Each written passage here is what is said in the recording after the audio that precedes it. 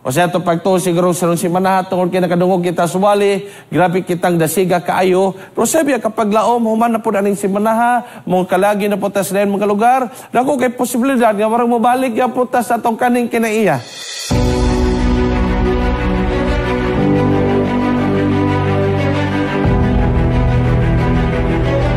Faith under scrutiny.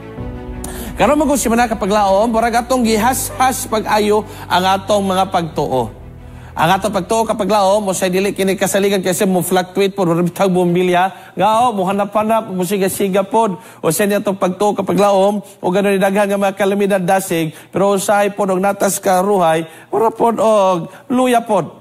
Bosa karon nga si mana ato yung gi-check up pag-ayo ang atong tagstagsa ka mga pagtuo dias Ginoo nga labing importante kang hinagiban nga atong mahimamat sa Ginoong Hesus ug maandam ta siyang pagbalik. Karon walay papahulay atong isentro atong pagtuon nga nasa Mateo kapitulo 14. Ganahan kay kunin nga sugilan kapaglaom kay human kini nga naputlan og liog ang cousin ni Jesus, and after that he went alone dito sa awaa unta ka lugar apan ang mga tao nagdagan kapaglaom kay pagkabalon nila nga matis Jesus dito. Pag-abot sa Ginoo dito kapaglaom, ibig sa pahuway ang Ginoo, intaw ng mga tao nagpaabot, nagwali siya, nanambal siya kapaglaom, o labaw sa tanan, nagpakaon siya sa nilibo ka mga tao. Niabot yung mga disipulo, paglaom, apan yung ginan yung mga disipulo paggabi na, nga panglakaw ka mo, kaya ako gusto po ko nga mag-inusara. Pag-abot sa punto kapaglaom nga mga disipulo sa Dios nagsakay na sa ilahang salakyan nga pandagat, mingadto sila kapaglaom dito sa Sea of Galilee.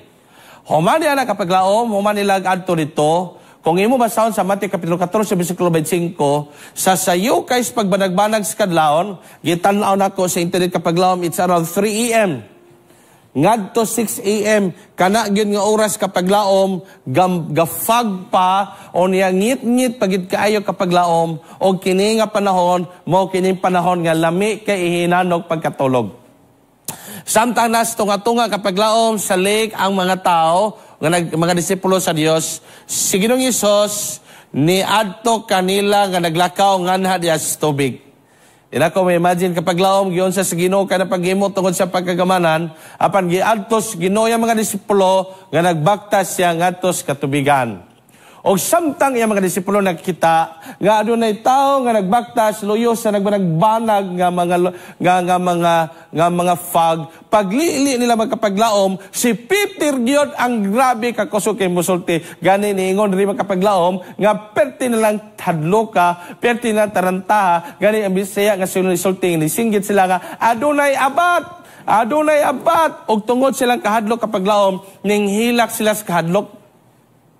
Gani akong ginoon na pastilan kung kita siguro to, hindi man kita kasulti man kapaglaom no. Bago pa sila gitagaan og milagro sa Dios, gipakaon sa Ginoo ang hililibo ka mga tao, pinagi sa pila ka mga isda o pila ka mga tinapay nga gipadaghan sa Ginoo. Grabe na to nga mga milagro unta nga angay nila tuan. Grabe na unta to nga pagtuo, apan diabot man sa punto nga bag-ura man unta to. Dapat unta nadasig pa kay sila. Pastilan pila ra ka mga oras gikan adto, nahadlok naman din sila abat. Wa sila makontinto atong 5 ka tinapay ug 2 ka mga isda gagipadaghan sa Ginoo. Dili pa gid na enough mga pinalanggan akong kapaglaom gagipakita sa Ginoo nga sila nahadlok manggihapon atong abat. Pila ra ka mga oras gikan sapon ngadto sa kadlawon nawad-an sila sa paglaom. Gani ang mga kasulatan di maginato ni ma-exaggerate They said and cried out of fear. Perti nilang hadloka to the extent nga nanghilak sila mga pila ka paglaom. So di kinato kagarantiya ang mga milagros itong kinabuhi nga ingon anak gyapon ta kadasig mga kapaglaom.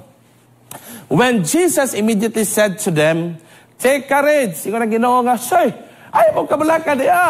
Ako kini si Ginoong Hesus sa iyo magtutudlo. Ayaw ka mo kabalaka o ayaw ka mo hadlok." Diri si Pedro ming instalar mga kapaglaom. Ingon si Pedro, Ginoo, the word if mga kapaglaom. Kung ikaw kana Ginoo, sugo ako sa pagsugat kanimo sa paglakaw sa katubigan. Higala paminawa ang word if. Ingon si Pedro, kung ikaw kana o Dios. Kini si Pedro magkakabaglaom, warag gusto ginisag mani down, Di gini sa pautang. Kini si Pedro kapag laom, sigurista yung kayo. Wala bitaw siya kapag laom, o di gini sa musokol, o wala diya dalang patad.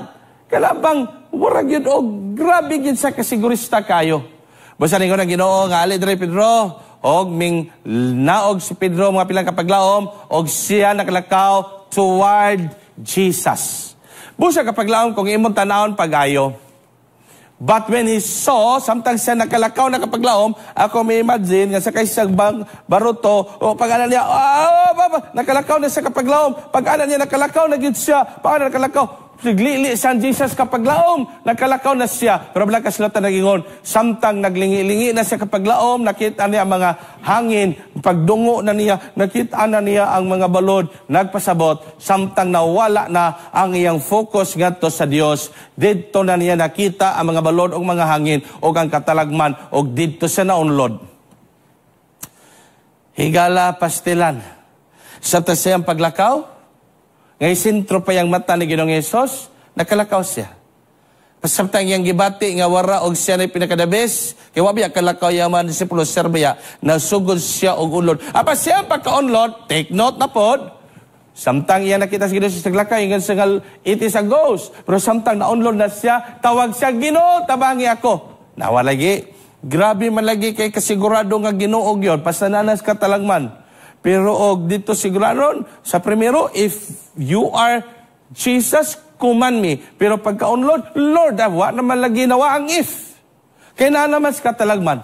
Busa, when they climb into the boat, samtang sila human nag-iarsas, Ginoo kapag lamang kung higanahan, kaya bisag ingunaan ni tao sa hayo kabadlungon bitaw, ingunaan ni tao sa kaway mga pagtuo, apan gigunitan niya pa siya sa Ginoo, o gidala nito siya sa baruto, apan samtang to na siya sa baruto kapag laom, ni simba mga taon sa Ginoo o gilangginan nga mo kini ang tinuod gayon nga Dios. Si Pedro niingon siya mga pilang kapaglaom nga mo ni siya ang iyon sa 28. Apan ang gusto na kong punto nga ihatag kapaglaom mao nga hilabigyod kasi sinigurista nga pagtuo kang Pedro. To the extent kapaglaom nga nag-ingon gani dire, Peter manifest a kind of faith which requires proof and positive. Lain si Pedro kapag laom, to see is to believe, gining iya. Lain si Pedro, motuo ra gini si Pedro, o ginag yung makita. Mo lagi na ako magkonsiderar, nga og sa sugal pa na kapag laom sa gawas nga pagkinabuhi, digil sa modula, hangtod nga dili, maklaro diya tanan ang mga kwarta. Ano sa modula, nga naanag patadaan. Yung na po si Pedro, dili ka sa Pedro mo to, o wala pag-i-proof ninyo sa nga Ginoo, o naamang galing ka diya, suguar kung ikaw magaling na, tuguti nga ako mustindog o mulakaw aning katubigan. Apanigala atong July 6, 14-15, nalipay kay ko nga doon dagan na to nga mga reformers, nga grabe kay bulungan kayang mga kinabuhi, and I know you know this story already. Nga tungod sila pagbarog sa kamaturan kapag laom. To the extent nga bahalag luwason sila sa Ginoo dili basta kay ila lang yung mapadayag ilang pagtuo diya sa Ginoo. Dagan man sila Martin Luther, John Calvin, o salamat ni siya magkapaglaom when I read a great controversy nga na-touch kay Coco, grabe no? Bisag unsaon sila pagpasibog sa dako kayong iglesia nga irikan ang ilang baruganan nga musukwahi sa dakong iglesia. Pero kung imo pangutal si John Huss, I rather die with Jesus kaysa murikan ako sa kamatuoran nga akong nadawat ngadto sa mini nga kamatuoran. Higala gisunog si John Huss.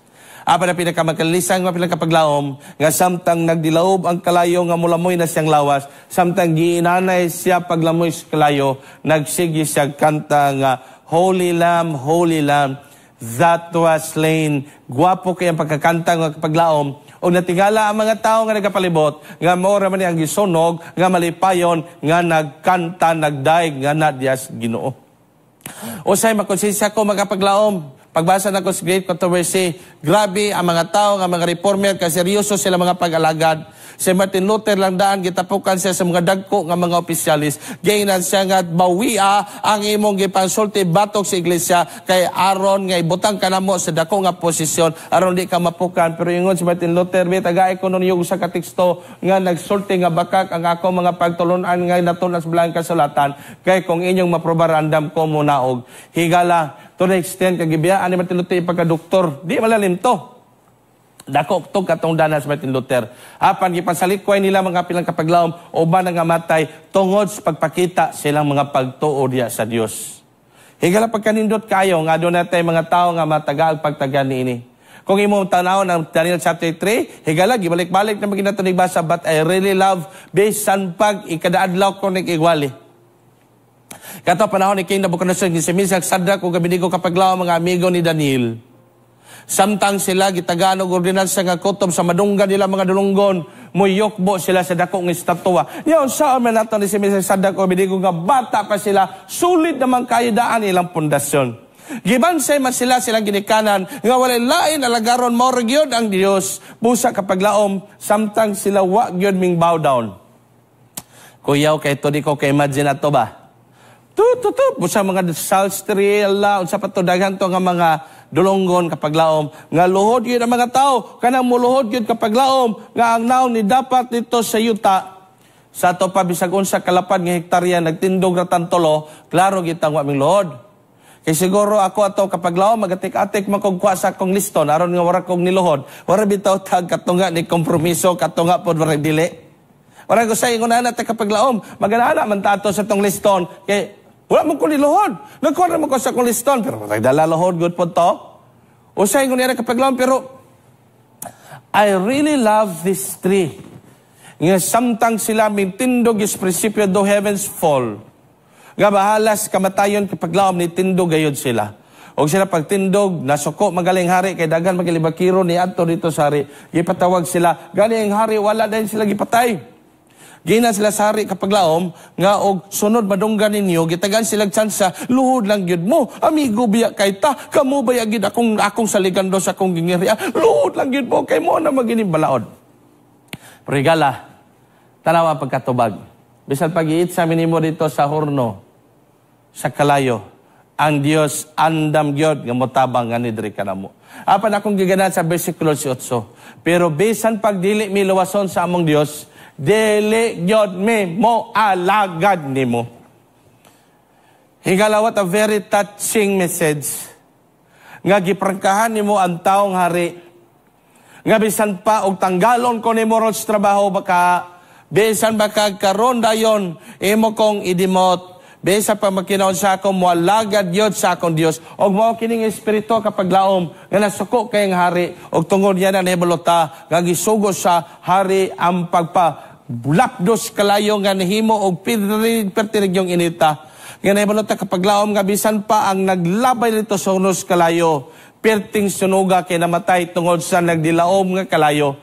Apan ang pinakamagkalilisang tanan nga samtang sila dito gidauban kapag laom abis sa hari sa mga tao nga wala nagsuriso nga manglugpot, manglagpot ang mga mata, mangbuto bakang lawas. Pero nahitabo, loyo sa grabe kainit kay nga mga kalayo, lami kay lang istorya. Wala silang nasa Starbucks sa istorya. Wala gyud bugnaw kay nga nas SM. Imo talang kapag laom, ako lang gitagan mag-emphasis nga bisan di ay sa nagdilaam nga pagsulay, kung kita mo barog yun sa pagtuya sa Dios, nakita sa mga tao nga tuloy rin grabe pa na imong upat. Gani mga tao ningon nga, wala man agmuna gitawag nilag the Son of Man. Meaning to say, before Jesus was born, Bible studyhan na nila ang mga tao about Jesus. Grabe gyud ang ilaha kapag laom nga mga influence sulod sa gingarian. Busa pagtanaw nila nga init pa na kayo, pero rag nalingaw menon sila istorya. Nalimang ka nakita silang Jesus, that was the first time. Kung wala sila gisugnod sa kalayo kapag lang, di sila makita ni Jesus. Pero pag abot nila Jesus, Ginoo, ikaw man ini. Grabe lang istorya. Yan, no, siya may mga tao nga nagtanaw nga, huy, grabe na ng lipaya nga nag-istorya dito. Peting hadlukas mga tao, moto nga gipagawa sila sa Ginoo asa ni King Nabucodonosor kapag laom, o nabalota nga giproklamar gyud ni King Nabucodonosor nga ang Ginoo nila mao gayoy tinuod. Kapag laom, ang gikinahanglan sa Dios nga pagtuo o sa kapag tuo nga longsang ligon nga mosalig kataniya bisag nagkayamukat ato kinabuhi sulong nga kita ning barog diha sa iyang prinsipyo. Ay kanang punto nga tagan ako pagtagan pilang kapaglaom, samtang si Pedro ana siya kalaot, Samtang siya naunlod na gyud mga pinalanggang kapaglaom, isinggit siya, Lord, save me. Pag singgit niya, Jesus, Lord, save me, it's not because that he loved the Lord, but because he was afraid. He feared mga pinagapaglaom. He was in distress. Muna nagkasinggit siya, Ginoo, pastira, naunlod ako. O gitabangan siya sa Ginoo pilang kapaglaom. Abi ni mong kapaglaom, usahay biyan ng Ginoo, luwi kay biyan ng Ginoo, kay wararag reserba sa ligid. Pagpalit biyan natog sakyanan kapaglaom, upat rabayan nakabok ligid. Wala pa kabalo, kasi pagpalit natog sakyanan, 5 nakabok ligid, haman gibutang ang katapos ang ligid. Dito, ilalam sa under chassis, gitawag siya og spare, kasi tawag, spare tire. Higala. Kalos aman magamit ang spare tire. Matagal, manimog value ng spare tire? Diloy. Ma-value lang nimo ng spare tire, mapilanggang ang mga kapaglaom sa panahon nga moboto na imong ligid or na-flat ang imong ligid.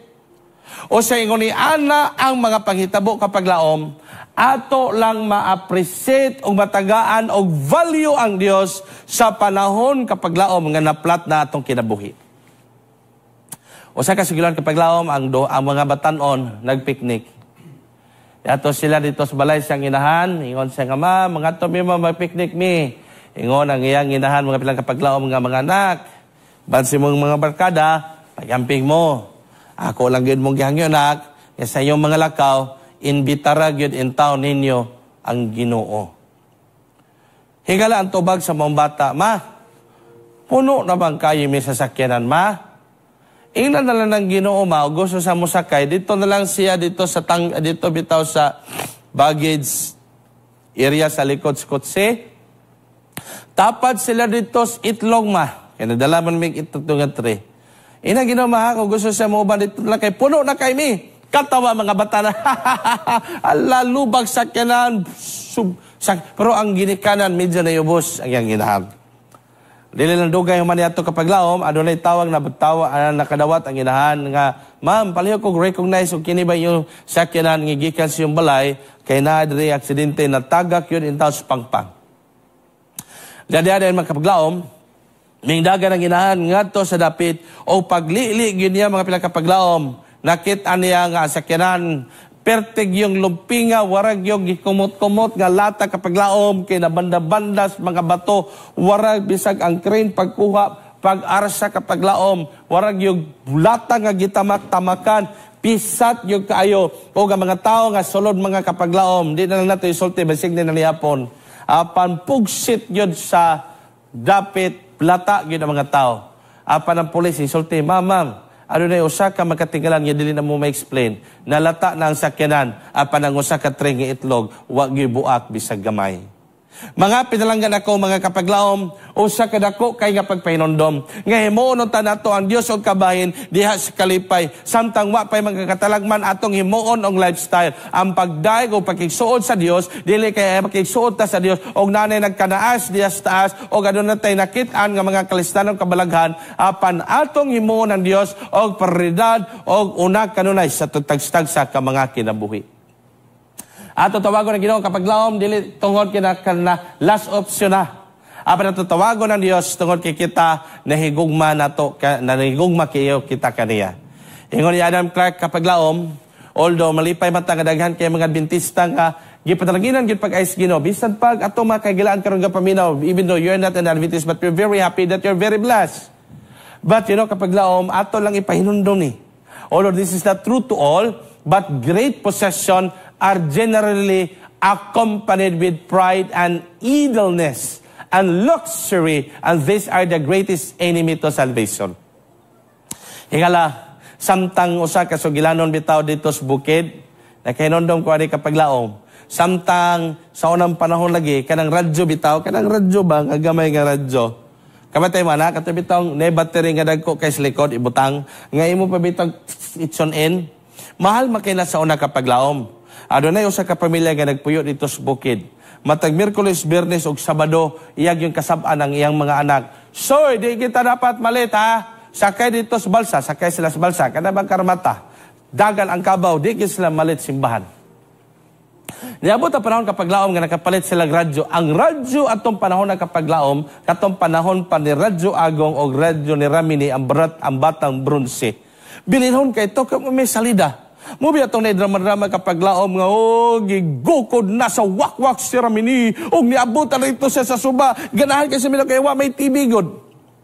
Kapalit man sila ato kapaglaom. Ang problema karon kay ang pagsimba na mapod kapaglaom, mahadlok man iyang papa, biyaan ang ilahang balay nga na dito ang radyo. Lisod man po yung dalon-dalon dito sa simbahan. So ingon siya kapaglaom, nga anak, karong adlaw, ikaw sa bilin sa balay, kay kami mga to sa simbahan. Bantay gyud pag-ayo ang radyo. Sunod na po, simbanak, ikaw na po ipabilin sa balay, bantay gyud perminti ang radyo. O gusay, o guway mabilin silang balay. Kapag laom, while nasa dito sa balay, magunahon na siya sa radyo, guwa bato kawata, o siya muuli siya dali, kay basik yung radyo gikawat.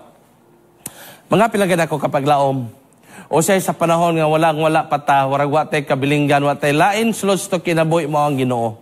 Apan ato lang ng ipahinandam, but I said, dili tanan. Kaya doon ay daghan ng mga tao nga gipadalanginan sa Dios apan nagpabilin silang matinudanon apan kini makapaglaom o salamat ka reminder nga posible ang atong mga posisyon o atong mga bandi atong bantayan kay usay muni mo away ka nato sa kaluwasan nga gihatag sa Ginoo matag usa ka nato.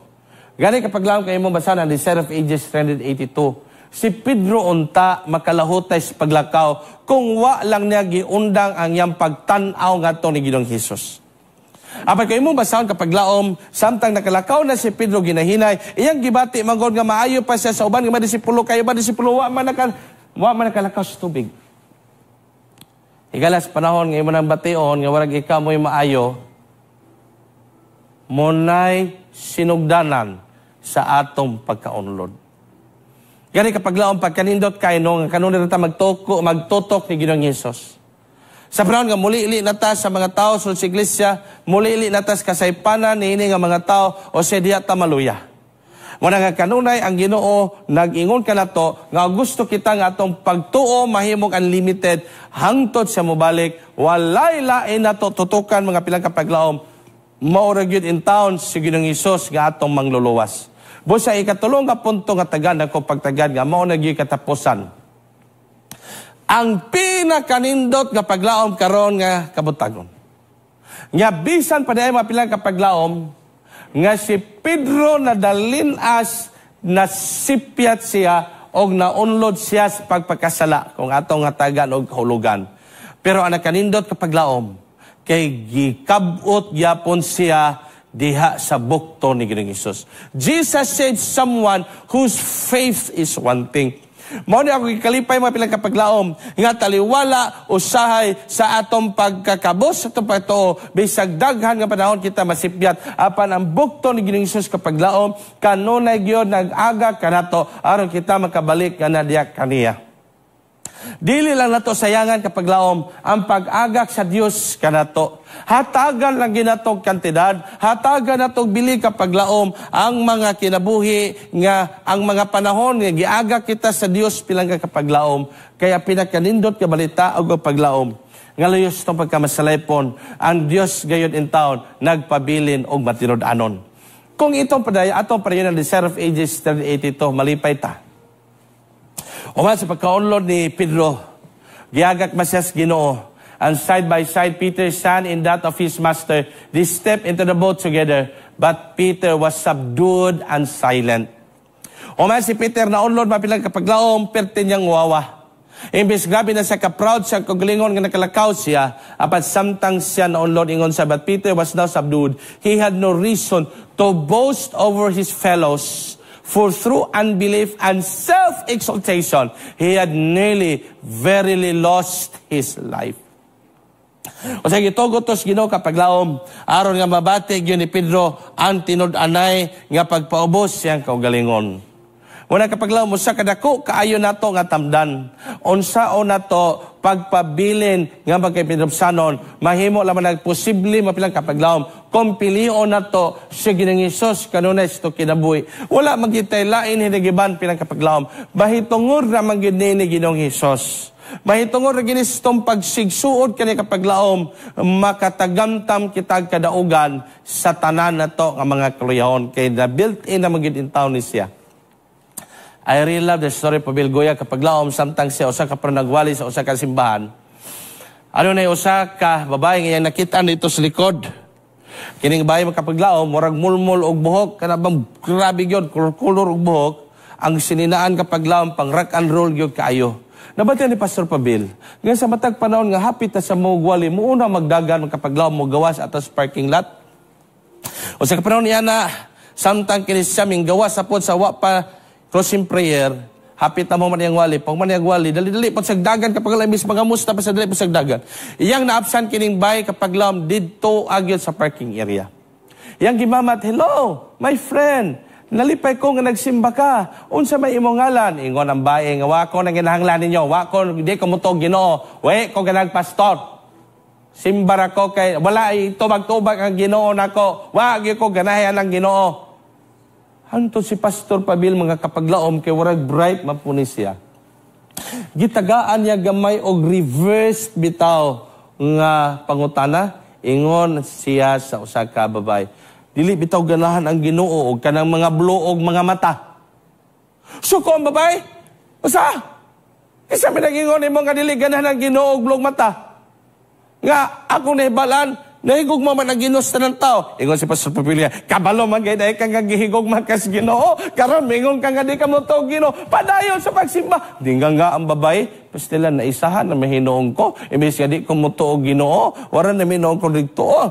Hanto dalion to sugilanon mapilang kapaglaom. Simba na pong bae. Sunda na po ni Pastor Pabil Goya kapaglaom. Hanto nga dalion na to ang sugilanon. Tungod sa ilang pakigsuod kapaglaom. Kaya di naman gin mo to ang bae Ginoo.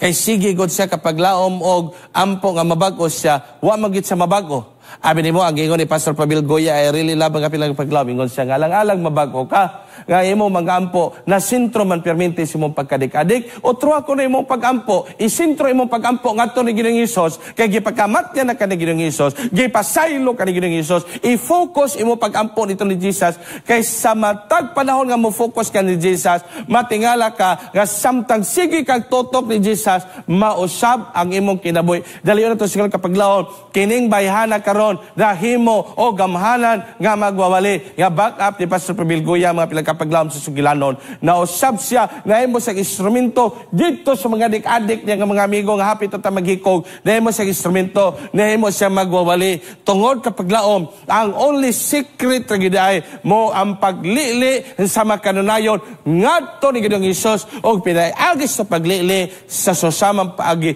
may nahihinay kita kausab ngadto sa kasinatian ni Ginoong Hesus.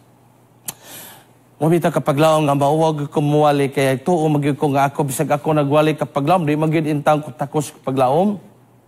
Mabita na magkinaon sa matag panahon nga tawagon ko Ginoo ako di ko mobalibad. Kaya nahibalo ko nga kini ako kagaling kapaglaom subpakapin na lang ni siya sa bubot. Kini ako kinabuhi kapaglaom wala na lang ni siya freebie. Kung ako na endoro ako kinabuhi kinato kapaglaom wala siya gitakluban og itom kaayo nga kaldirin, wara gitakluban og itom kaayo nga noos. Apan ako lang yung gipasalamatan ng Dios nga luyo sa akong pagkaway pulos, luyo sa underestimation sa mga tao, luyo sa mga judgmental nga mga tao nga nagpalibot. Apan na ako'y Dios nga ludhan nga akong hilakan, na ako'y Dios nga ako ang kasugiran sa akong mga tanan kabalakaw ko higumaos. O hinungdan mga pinagkakapaglaom, nga ang tao nga way kapuslanan, karon makapaglaom, magkahimo ko sa pagsulti sa inyo, nga tungod sa grasya o kaluoy sa Dios, kana ragyod ang atong ginagiban nga makatagamtam tag kausaban sa atong tagstag sa kinabuhi. Nga malig-on atong tagstag sa mga pagtuo. Ang ato lang kapaglaom kanunay lang ta mag-charge kana diya sa Ginoo. Sa panahon nga malubat ta oray cellphone, mo charge ta. Sa panahon nga warag ma-expire na ta, mo adto kita dito ni Ginoo pinaagi gyud sa pagtuos to mga kasulatan, pinaagi sa paghatag espiritus pagminapuon ug sa pagsuporta kanunay sa ambulaton kapaglaom kanunay ta magpaduol kaniya kay kanunay po ta nagpalayo ngadto sa yawa. Wa sa karon kabutagon kapaglaom akong ipabalon kaniyong tanan nga walay lain natong ipatigbabaw ni tibok natong gabi series Only Jesus. Salamat kay Ginoo sa kalapusan sa maong pagkukabildo na mo mitungod si mong pulong. Kami Ginoo malaumon nga ikaw ra gid ang mabayaw ni ini sa tibok kalangitan katubigan og sa tibok naong sa yuta o Dios. Among ginaot Ginoo nga pinaagi sa mo pagkigsandurot kanimo makatagamtam kami kinaya sama gayon ni Ginoong Hesus pagtuo nga sama diya kanimo Dios nga bisan pa man sa imong kamatayon ikaw nagapabilig matinud-anon. Busa bulag-bulaga kami karon nga puno kay sa kasiguraduhan nga kami magkinit-anay pagbalik og dili manggaling nining yuta apan yan ang langit ng puloy-anan nga imong gitagan na alas mga matarong. Sa ngalan lamang ni Ginoong Hesus, kinilaw man namang madawat. Amen.